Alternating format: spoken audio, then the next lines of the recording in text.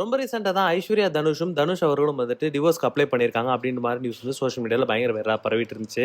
இவங்க 2 பேரும் 2020லயே வந்து நாங்க பிரிஞ்சுட்டோம் அப்படின்ற மாரி அஃபிஷியல் அப்டேட் குடுத்திருந்தாலும், ரஜினி அவர்கள் கூப்ட்டு சொன்ன காரணத்தினால 2 பேரும் வந்து அஃபிஷியலா டிவோர்ஸ் பண்ணாம இருந்தாங்க.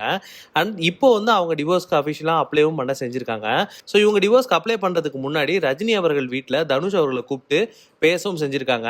அண்ட் என்னதான் அந்த பேச்சுவார்த்தை நடந்திருந்தாலும், தனுஷ் அவர்கள் நான் டிவோர்ஸ் வாங்கிக்கிறேன் அப்படின்ற மாரி ரொம்ப ஸ்ட்ராங்கா இருந்ததாவும், கஸ்தூரிராஜ் அவர்கள் சைட்ல இருந்தும் ஐஸ்வர்யா அவர்கள கூப்ட்டு பேசினப்பவும், நான் டிவோர்ஸ் வாங்கிக்கிறேன் அப்படின்னு ரொம்ப ஸ்ட்ராங்கா இருந்த காரணத்தினால, இப்போ 2 ஃபேமிலியும் வந்து டிவோர்ஸ்க்கு ஓகேவும் சொல்லியிருந்திருக்காங்க. அண்ட் இவங்க 2 பேரும் இப்போ டிவோர்ஸும் அப்ளை பண்ணியிருந்திருக்காங்க. ஸோ 2 பேர் ஃபேமிலிக்கும் வந்து ஒரு பிரிட்ஜா இருக்கிற ஒரே ஆள் அப்படின்னு பார்த்தோம்னா, இவங்க 2 பேரோட மகன்கள் மட்டும்தான். தனுஷ் அவர்கள் எப்போ அவர் ஃப்ரீயா இருக்காரோ அந்த டைம்ல அவருடைய மகன்கள் அவரோட வீட்லயும், அண்ட் ஐஸ்வர்யா அவர்கள் எப்பெல்லாம் ஃப்ரீயா இருக்காங்களோ அந்த நேரத்துல வந்து அவங்க கூடயும் அவங்க தாத்தா வீட்ல, அதாவது ரஜினிகாந்த் அவர்கள் வீட்லயும் இருந்துட்டு இருக்காங்க அப்படின்றது குறிப்பிடத்தக்க வேண்டிய விஷயம். அண்ட் அது மட்டும் இல்லாம ஐஸ்வர்யா ரஜினிகாந்த் அவர்கள் இப்போ வந்து ரஜினிகாந்த் அவர்கள் வீட்ல தான் இருக்கிறதாவும், அண்ட் அது மட்டும் இல்லாம அவங்களுடைய மகன்களும் அவங்க கூட தான் இருக்காங்க அப்படின்ற மாதிரியும் அப்டேட்டும் நம்மளுக்கு கிடைச்சிருக்கு.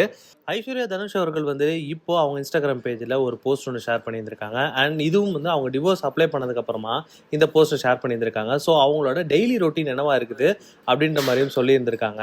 நான் டெய்லி வந்து 5009 10,000 ஸ்டெப்ஸ் கிட்ட நடக்கிறேன். And daily 7 glasses of water குடிக்கிறேன். நான் ஹெல்தியான ஃபுட்டை சாப்பிட்டுட்டு இருக்கேன். நான் ஹெல்தியான ஸ்நாக்ஸ் மட்டும்தான் எடுத்துக்கிறேன்.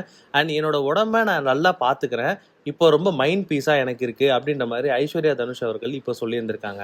தமிழ் சினிமா வந்து என்ன ஒரு கண்டிஷன்ல சார் 4 மாசமா தெரியறதுக்கு படமே வரல. மலையாளத்தை பத்தி சொல்ல வேணாம். மஞ்சள் மொபைல் ஸ்ப்ரே பண்ணு சொல்லிட்டு வரிசையா பிரமேகம் அப்படின்னு இப்போ பாத்தீங்கன்னா விஜய் சார் நடிக்கும் போதுன்னா ஒரு மாசான படம், சயின்ஸ் ஃபிக்ஷன் அதெல்லாம் ரொம்ப ஓவர் கற்பனையா இருக்கு. சார் பார்த்து சிரிச்சுட்டே இருப்பாரு.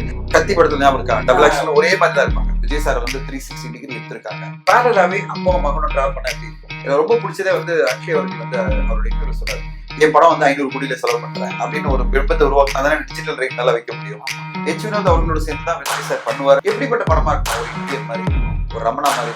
இப்ப 4 பேருக்கே நம்ம வந்து தலை சித்தது வந்து இப்போ ரஜினி சார் அதை பண்ணிட்டு இந்தியா அவர்களுக்கு முன்னாடி கொடுத்தாரு. இப்படி விஜய் சார் பண்ணிட்டு டெல்லி வந்து டெஃபினட்டா ஒரு பெரிய பரபரப்பு ஏற்படுத்தி இப்போ விஜய் சாரோட சேர்த்து ஏதாவது கூட்டணி பண்ண போறாங்களா, இல்ல விஜய் சார் 5வது கூட்டணியா இருக்கும்? அதாவது ஒரு எம்எல்ஏ சீட்ல 20 கோடி செலவு பண்ற அளவு கெப்பாசிட்டி இருக்கும். நீங்க பாத்தீங்கன்னா பைனான்ஸ் மினிஸ்டர் சொல்லிட்டு இந்த எலெக்ஷன்ல கண்டெஸ்ட் பண்றதுக்கு இந்த காசு இல்லை அப்படின்னு ஒரு பைனான்ஸ் மினிஸ்டர் எப்படி சொல்றாருன்னா, சாதாரண மக்கள் எல்லாம் எப்படி யோசிக்கணும், நம்ம போய் எலெக்ஷன் எப்படி கண்டெஸ்ட் பண்ண முடியும்? ஒரு பார்ட்டி சீட்டு கேட்டீங்கன்னா உங்களுக்கு ஃபர்ஸ்ட் கேட்கற சொல்லி நல்லா செலவு பண்ணி